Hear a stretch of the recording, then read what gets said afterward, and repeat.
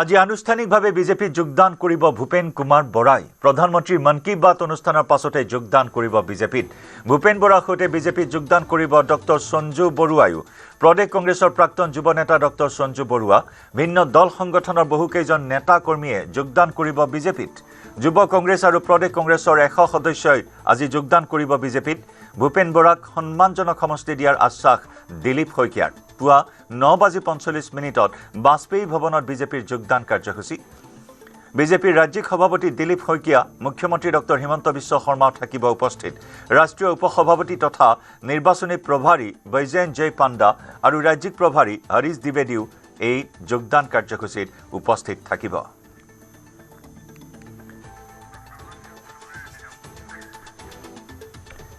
আজি আনুষ্ঠানিকভাৱে বিজেপিত যোগদান কৰিব ভূপেন কুমাৰ বৰাই ইতিমধ্যে বিজেপিৰ সূত্ৰৰ পৰা যে খবৰ আমি ইতিমধ্যেই জনাইছো বিপুৰীয়া সমষ্টিতেই প্ৰাৰ্থিত্ব প্ৰদান কৰা হ'ব ভূপেন কুমাৰ বৰাক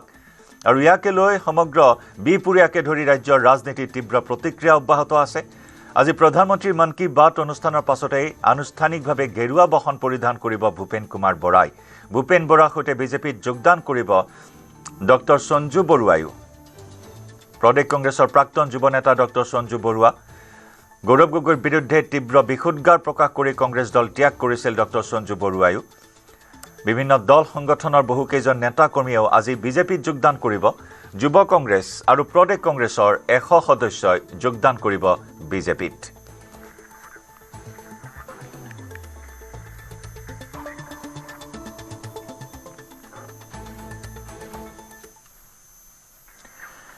বাজপেয়ী ভৱনত বিজেপিৰ ৰাজ্যিক নিৰ্বাচন প্ৰবন্ধন কমিটিৰ কৰ্ণধাৰ বৈঠক অনুষ্ঠিত মুখ্যমন্ত্ৰী হিমন্ত বিশ্ব শৰ্মাৰ উপস্থিতিত অনুষ্ঠিত হয় এই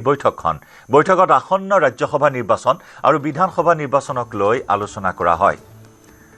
আজি দিল্লীলৈ নিৰ্বাচনী সমিতিৰ ওচৰলৈ অসমৰ ৰাজ্যসভাৰ আসনৰ বাবে পেনেলত উঠা 10-12টা নাম প্ৰেৰণ কৰা হ'ব সভাপতি দিলীপ শইকীয়াই নাম লৈ যাব দিল্লীলৈ আনহাতে 28 ফেব্ৰুৱাৰীৰ পৰা ৰাজ্যিক বিজেপি আৰম্ভ কৰিব জন আশীৰ্বাদ যাত্ৰা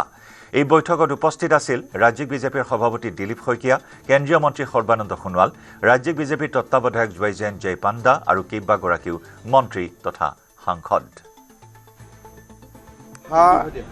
28 ফেব্ৰুৱাৰীৰ পৰা আমাৰ ভাৰতীয় জনতা পাৰ্টিৰ জন আশীৰ্বাদ যাত্ৰা আৰম্ভ হ'ব সেই বিষয়ে কোনটো ৰাস্তা দি হ'ব কেনেকৈ হ'ব কোন থাকিব এই বিষয়েও আজি আমাৰ আলোচনা হয় আৰু অহাকালি ৰাজ্যিক সভাপতি দিলীপ শইকীয়া ডাঙৰীয়াই জন আশীৰ্বাদ যাত্ৰাৰ যিটো স্বৰূপ হ'ব সেই স্বৰূপ সম্পৰ্কে আপোনালোকক অৱগত কৰিব ৰাজ্যসভাত BPF দলে আসন বিচৰা নাই আৰু BPF দলৰ তেনেকুৱা কোনো প্ৰস্তাৱো নাই আমি দুখন আসন ভাৰতীয় জনতা পাৰ্টিয়ে প্ৰতিদ্বন্দ্বিতা কৰিব আনখন আসনতো আমি প্ৰতিদ্বন্দ্বিতা কৰিব বিচাৰোঁ আৰু তাৰ কেনেকুৱা কি বিধায়কৰ সংখ্যা কেনেকুৱা হ'ব কংগ্ৰেছ বা UDF যুটীয়াভাৱে প্ৰাৰ্থী দিব নেকি এই গোটেই কথাখিনি চোৱাৰ পিছতহে তৃতীয় সিটটোৰ আমি যেটো ৰণনীতি সেইটো আমি প্ৰস্তুত কৰিম দুটা সিটটো আমি জিকিম কিন্তু বৰ্তমান ৰাজনৈতিক পৰিৱেশটো পৰিৱৰ্তন হৈছে যদি বিৰোধীয়ে সমূহীয়া প্ৰাৰ্থী দিয়ে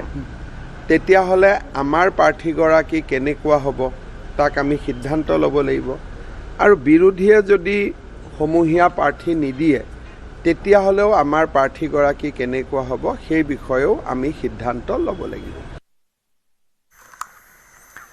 পুনৰ অসমলৈ আহিব পাৰে কেন্দ্ৰীয় গৃহমন্ত্ৰী অমিত শাহ 28 ফেব্ৰুৱাৰীত পুনৰ অসমলৈ অহাৰ সম্ভাৱনা গৃহমন্ত্ৰী অমিত শাহৰ বিজেপিৰ জন আশীৰ্বাদ যাত্ৰাৰ শুভাৰম্ভণি অনুষ্ঠানত থাকিব পাৰে গৃহমন্ত্ৰীগৰাকী ঢেকিয়াজুলি সমষ্টিৰ শিঙৰীৰ গুপ্তেশ্বৰ মন্দিৰৰ পৰা আৰম্ভ হ'ব পাৰে এই যাত্ৰা জন আশীৰ্বাদ যাত্ৰাৰ নেতৃত্ব দিব মুখ্যমন্ত্ৰী হিমন্ত বিশ্ব শৰ্মাই 3-4টা সমষ্টি মিলাই জিলাভিত্তিক হ'ব এই ৰেলী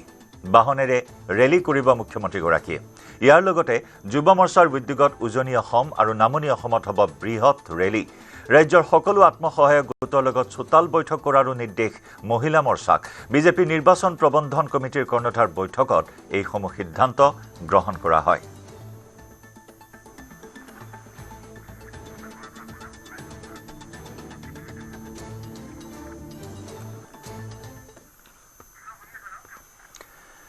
আজি ভূপেন বৰাই আনুষ্ঠানিকভাৱে গেৰুৱা বসন পৰিধান কৰিব বাজপেয়ী ভৱনত পুৱা 9:45 যোগদান কাৰ্যসূচী আছে মুখ্যমন্ত্ৰী ডক্টৰ হিমন্ত বিশ্ব শৰ্মা ৰাজ্যিক বিজেপিৰ সভাপতি দিলীপ শইকীয়া কেন্দ্ৰীয় নেতা বৈজয়ন্ত পাণ্ডাৰ উপস্থিতিত আজি ভূপেন বৰাই আনুষ্ঠানিকভাৱে গেৰুৱা বসন পৰিধান কৰিব লগতে সদ্য কংগ্ৰেছ ত্যাগী যুৱ নেতা ডক্টৰ সঞ্জু বৰুৱায়ো আজি বিজেপিত যোগদান কৰিব বাজপেয়ী ভৱনত যোগদান কাৰ্যসূচী আছে য'ত নেকি যুৱ কংগ্ৰেছ সমান্তৰালকৈ প্ৰদেশ কংগ্ৰেছৰ শতাধিক কৰ্মীয়ে আজি বিজেপিত আনুষ্ঠানিকভাৱে যোগদান কৰিব ভূপেন বৰাক বিপুৰীয়া সমষ্টি প্ৰদান কৰা হ'ব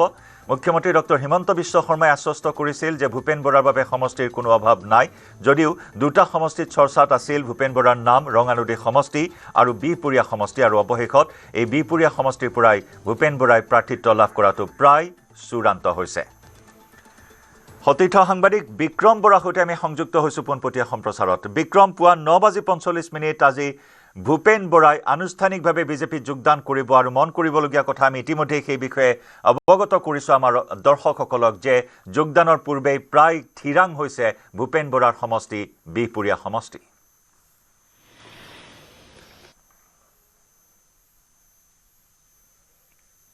বিজেপিত যোগদান কৰিব ভূপেন বৰাই গেৰুৱা বসন পৰিধান কৰিব ভূপেন বৰা এপিচিচিৰ প্ৰাক্তন সভাপতি বহু বছৰ তেওঁ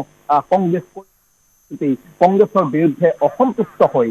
তেওঁ কংগ্ৰেছৰ যিখিনি পাব লাগিছিল সেয়া যেন কৰবাত লাহে লাহে তেওঁ নোপোৱা হৈ আহিছিল নিশ্চয় বিক্ৰম থাকিব আমাৰ সৈতে সংযুক্ত হৈ আৰু 32 বছৰে যি সন্মান কংগ্ৰেছ দলত পোৱা নাছিল ভূপেন কুমাৰ বৰাই সেয়া 32 ঘণ্টাত পোৱা বুলি উল্লেখ কৰিছিল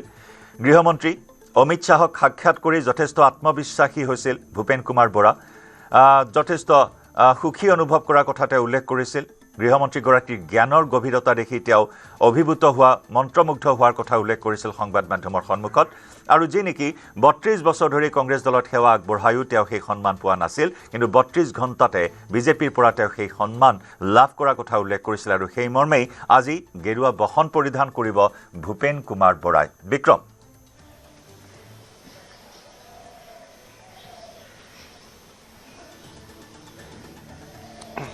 আজন্ত অপেক্ষাৰ অন্ত পৰিব কেইটামান মুহূৰ্তৰ পাছতে তাৰ পাছত এপিচিচিৰ প্ৰাক্তন সভাপতি ভূপেন কুমাৰ বৰাই গেৰুৱা বসন পৰিধান কৰিব বিজেপিত যোগদান কৰিব ইতিমধ্যে বিজেপিত যোগদানৰ পূৰ্বেই ভূপেন বৰাৰ টিকট ফাইনেল হৈছে বুলি চৰ্চা চলিছে আৰু বিহপুৰীয়া সমষ্টিৰ পৰাই ভূপেন বৰাই নিৰ্বাচন খেলিব বুলি চৰ্চা চলিছে পুৱা 9 বজাৰ লগে লগে ভূপেন কুমাৰ বৰা ঘোঁৰামৰাৰ এই বাসগৃহৰ পৰা তেওঁ বাজপেয়ী ভৱনলৈ ৰাওনা হ'ব আৰু তাৰ পাছতেই তেওঁ প্ৰধানমন্ত্ৰীৰ মন কী বাত অনুষ্ঠান আছে সেই মন কী বাত অনুষ্ঠানতো তেওঁ অংশ ল'ব প্ৰধানমন্ত্ৰী মন কী বাতো শুনিব আৰু তাৰ পাছতে সেই বাজপেয়ী ভৱনতে কেন্দ্ৰীয় নেতা বৈজয়ন্ত পাণ্ডাৰ উপস্থিতিত ভূপেন বৰাই গেৰুৱা বসন আজিৰ দিনটোত পৰিধান কৰিব এই মুহূৰ্তত আমি সেই পৰিৱেশটো অকণমান ভূপেন বৰাই ঘৰৰ পৰা দেখুৱাবলৈ চেষ্টা কৰিম ভূপেন বৰাৰ যিসকল সমৰ্থক আছে শুভাকাংক্ষী আছে তেওঁলোক আহিছে তেওঁলোকে নেতাগৰাকীক তেওঁলোকে সংগ দিবলৈ আহিছে কাৰণ ৰাজনৈতিক এটা নতুন যাত্ৰা তেওঁ আৰম্ভ কৰিবলৈ আগবাঢ়িছে এনেদৰেই তেওঁ যিসকল শুভাকাংক্ষী সেই শুভাকাংক্ষীসকল এই মুহূৰ্তত ঘোঁৰামৰাৰ বাসগৃহলৈ আহিছে কাৰণ এপিচিচিৰ পৰা তেওঁ পদত্যাগ কৰাৰ পাছতেই গেৰুৱা বসন পৰিধান কৰিব বুলি খবৰ ওলোৱাৰ পাছতেই যথেষ্ট এটা চৰ্চা চলিছিল এই ঘৰখন কেনেদৰে ব্যস্ত হৈ পৰিছিল সেয়া অসমৰ ৰাইজে দেখা পাইছিল মুখ্যমন্ত্ৰীৰ পৰা আৰম্ভ কৰি কংগ্ৰেছৰ কেন্দ্ৰীয় নেতাৰ পৰা আৰম্ভ কৰি সকলো এই ঘৰখনলৈ আহিছিল ভূপেন বৰাক বুজনি দিবলৈ চেষ্টা কৰিছিল আৰু ভূপেন বৰা এই মুহূৰ্তত এপিচিচি ত্যাগ কৰি আজিৰ দিনটোত বিজেপিলৈ যাব আজিৰ দিনটোত গেৰুৱা বসন পৰিধান কৰিব আৰু সেয়া সাজু হৈছে মই অকণমান কথা পাতিবলৈ চেষ্টা কৰিম